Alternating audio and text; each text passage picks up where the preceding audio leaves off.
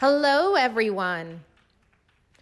Growing up, I used to watch my grandmother suffering with pain in her knee as she went about doing her household chores, never stopping, never complaining, but in pain. She had arthritis in her knee. Her suffering never left me. Do you know someone in chronic pain? Maybe it's you.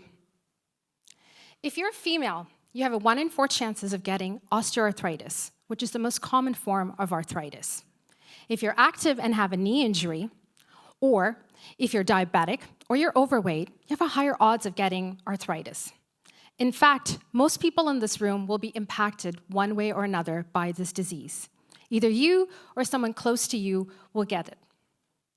The concerning part of what I've just told you is that we have no cures. Right now, the best way to treat arthritis is to replace your joint with an artificial one. But in Canada, you typically have to wait till you're at the end stage of the disease. This could mean decades. Imagine living with pain as you're walking, as you're sitting, as you're driving, as you're going out with friends, going to work. And imagine the cost of living with this pain to you, to your family, to your employer, to the province. Now, if I tell you to think of arthritis, what comes to mind? If you thought cartilage, that's what most people think. In fact, for a long time, we thought of arthritis as a disease of just cartilage.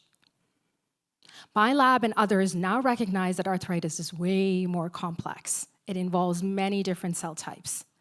Focusing on cartilage was the old way of approaching arthritis. To find new cures, we need new ways of thinking. This is where I come in. I lead a team of scientists, students, engineers, and technicians, and we work very closely and collaboratively with clinicians to really understand this disease. What are the different cell types in the joints? How do they work together? Why do they stop working?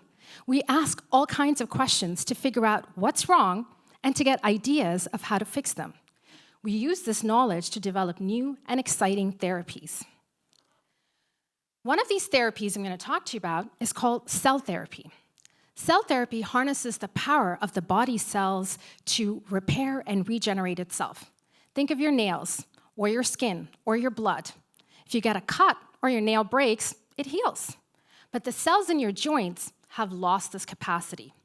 But we can restart the repair process by putting in new cells into the joint, which have this ability. In fact, the experiments in my lab were so successful, we were able to start a trial in human patients with knee arthritis. We injected them with cell therapies, and most patients experienced a reduction in pain and an improvement in their symptoms that lasted up to 2 years. Think of that, just one injection.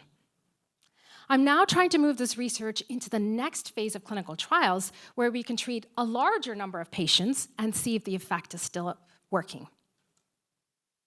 Now, we did note that while most patients responded to the cells, not everyone did. There were some patients that responded better than others, the non-responders. And we're really trying to understand the biology behind the differences between the two. An alternate strategy that we're also pursuing is to use designer cells, designed so they work in the non-responders. We now have tools to engineer genes and proteins to enhance cells. Think of a computer back in the day and how large the processors were. Think of a computer now and how incredibly powerful and fast it is. Technology has really revolutionized computers, and we can do the same now with cells. We have the technology to engineer cells to enhance them and make them more powerful. But before we test these powerful enhanced cells in humans, we need to make sure they're safe and they're effective. We need real models to test them. Working with engineers, we developed a model of a knee that's arthritic, literally a knee on a chip. This is no small bioengineering feat. We can recreate flow through blood-like vessel networks. We can even add compression, like you would when you're sitting or bending your knee.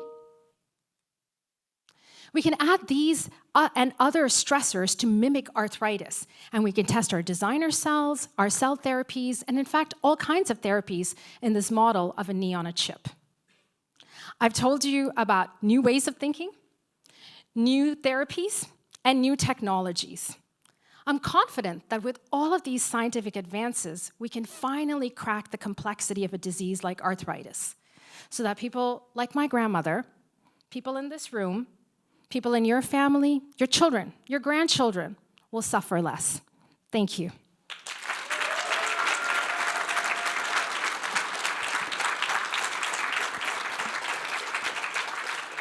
All right, Sowmya, I feel like we're on our way to the $6 Million Man. You remember that old show with Lee Majors? Question for you. You were saying that the injection of new cells, which is like astonishing that one injection could last 2 years with some people, but that it worked better in some people, but not in others. Why do you think that is, and how would that affect your research? It's a great question, Mary, and it's something that we're doing in our lab all the time. We actually came up with not one, but like a whole list of reasons that separated the responders from non-responders.